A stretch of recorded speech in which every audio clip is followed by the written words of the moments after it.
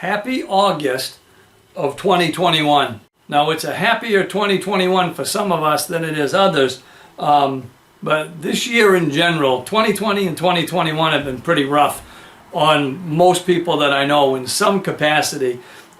Things have gone to crap for almost everybody that I know. Again, in some capacity, some in a serious way, some in a not so serious way. This is going to be a different video than anything I've ever done. I hope to never have to do anything like it again. And it's because I haven't had any presence here on YouTube, on Facebook, on any of the social media areas since March. And I've been getting overwhelmed with notes and messages and people asking what's going on, and people that have figured out or know what's going on, maybe close to the family, have asked, what can we do to help? Well, first of all, I am still alive. Second of all, no, my channel wasn't stopped from uploading. But I've got a story, and it's a son of a gun. And I want to share it with those of you that have reached out and asked. If you just want the crib notes, I'll put a timestamp right over here so you don't have to listen to all of the mess that's gone on this year. But if you're interested, and I know a lot of you are because I've been just inundated with messages, then this video is for you. Stick around.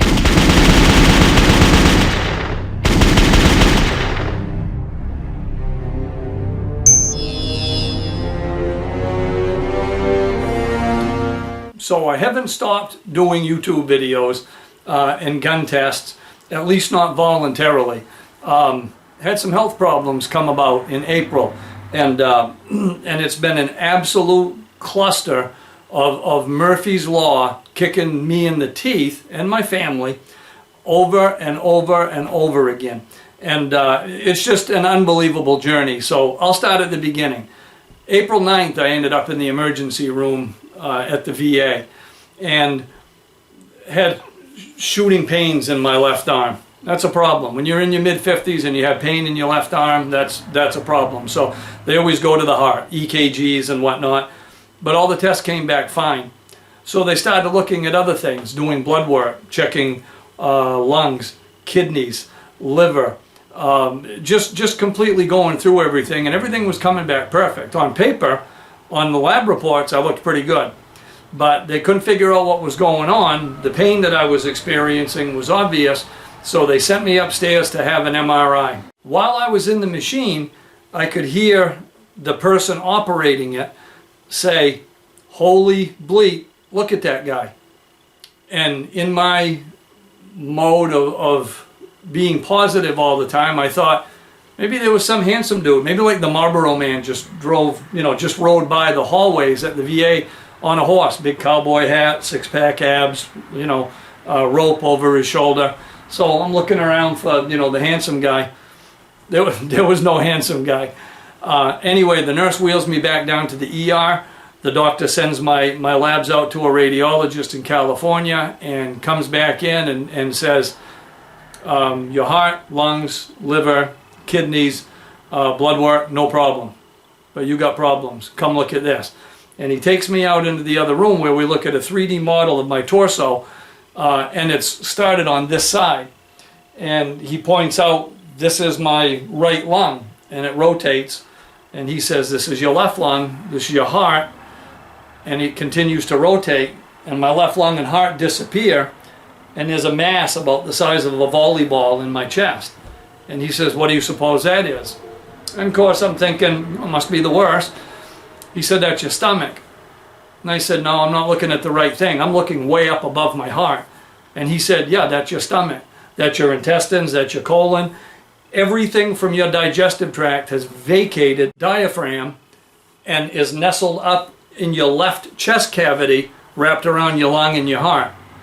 Holy crap, what a treat, huh? Said I should be on the table within 72 hours. It was a little bit too extensive to handle right there at the VA, so they were going to send me out into the community. And I would hear, this was a Saturday morning, I would hear Monday morning first thing from the VA, and I did. So they called bright and early on Monday morning, explained where my records were going to be sent, and I would hear back from this thoracic surgical specialist right away. Monday came and went, Tuesday, Wednesday, Thursday.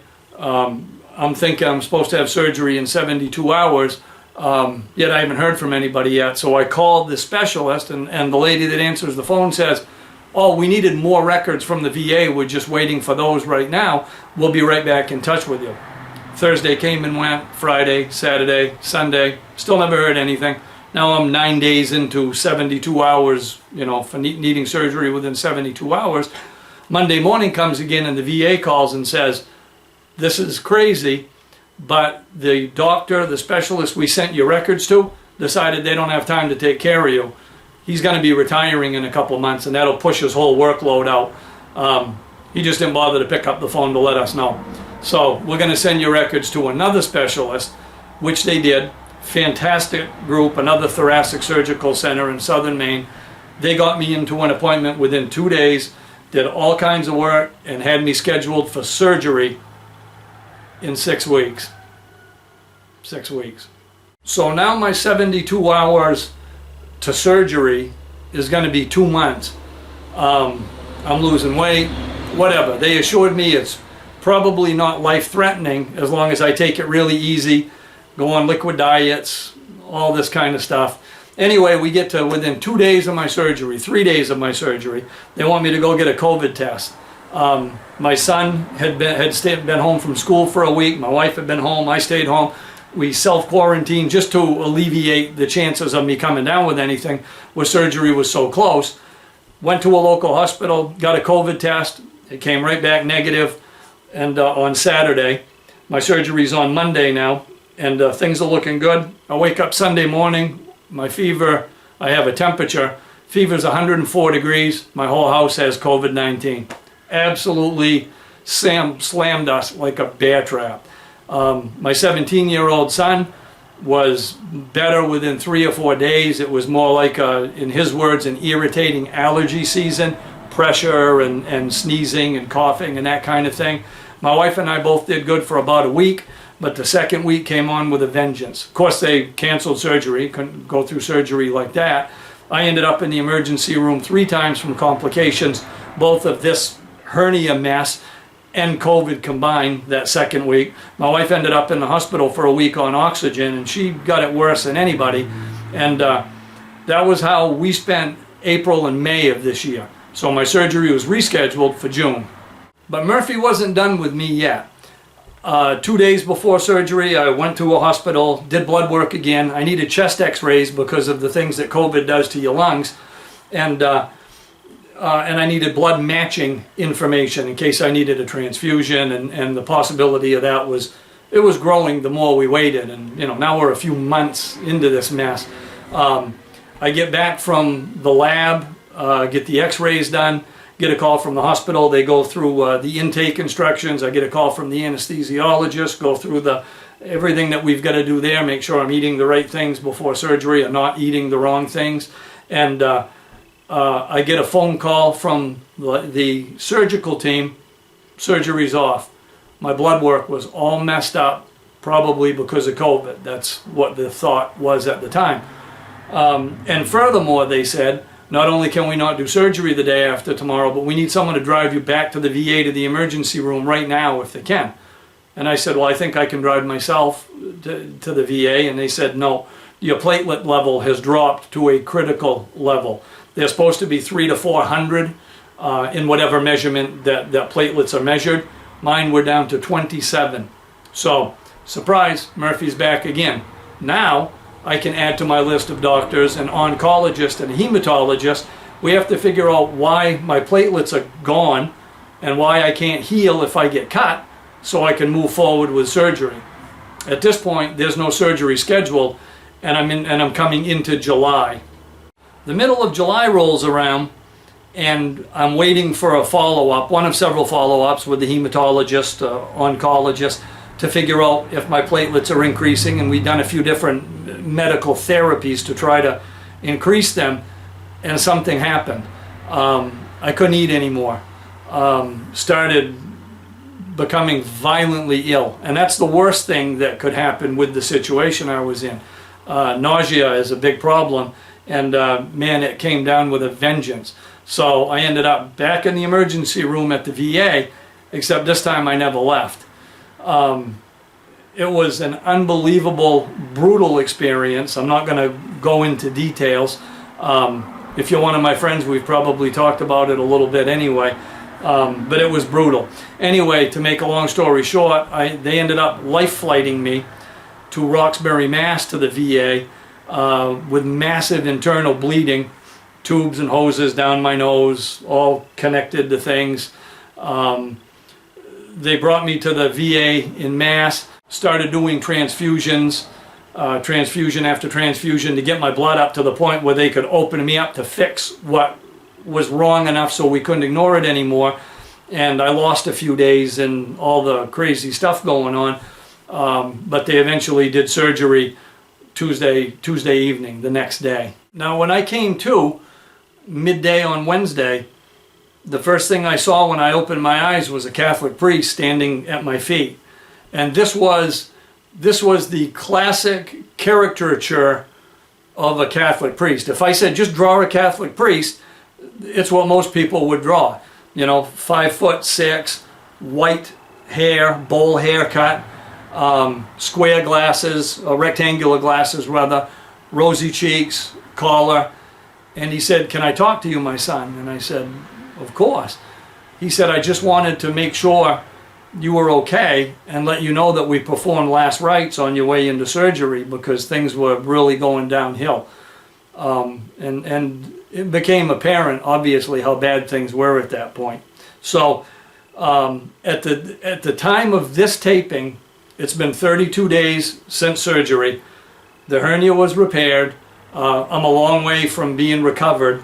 I have lifting restrictions. I can't lift a gallon of milk. I can't lift a window up.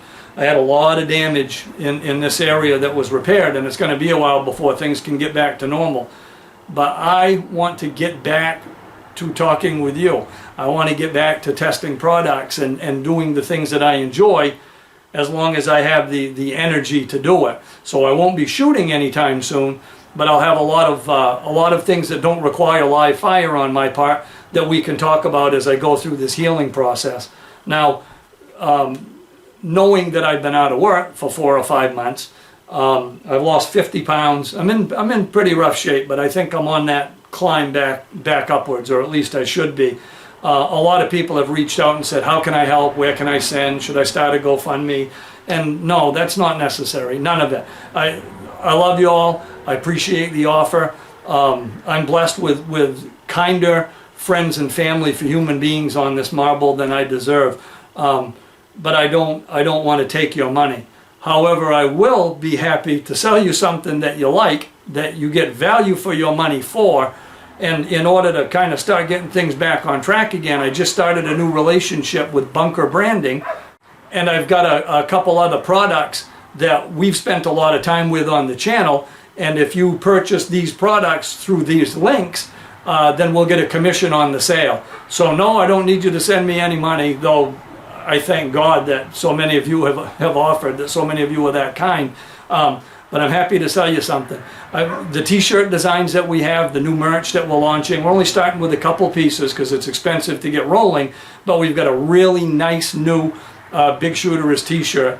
And going with the mantra of all the stuff that's been going on, we've got the rib print on it that says, "Just because you're out of sight doesn't mean you're out of range." And you can interpret that all kinds of different ways. If you have a loved one that's on the West Coast and you're on the East Coast, they're not out of range. You can reach them just like that. If you're an artilleryman, you already understand what that means. All kinds of neat things it represents. On the right shoulder, it's in the position I'm in, back in black. I'm not going down any further. I've got to move forward, got to get back in black. And we've got the AR-15 with the lightning bolt. AR-15 back in black, Bigshooterist on YouTube, with the channel logo skull on the front. They're a really nice shirt, and everything that Bunker Branding does is really nice. I'll have links below this video to some of the products that we're going to have available, and if you're interested in any of those, that would help us out moving forward. We don't want your charity, but I'm happy to take your money if I've got something that's of value to you. So that's what's been going on. That's the short version of it anyway. I think I'm on my way to healing up okay. This is the first time I've had energy enough to stand and talk in front of the camera. All the damage to the diaphragm makes it tough to talk for any amount of time, but I owe you an explanation. I've gotten a lot of questions back and I just haven't felt up to really answering very many of them. So that's what's been going on. I will be back more often, I hope, than I have been over the last 4 months. Thank you so much for reaching out, and I can't wait to get back up to full speed again. So I hope this update was appropriate. I hope there's something that you like down in the merch and products area. If there isn't, I owe you an explanation as to where I've been anyway, and I hope to be completely back in black before long. Hope to see you soon. Until next time, have fun and be safe.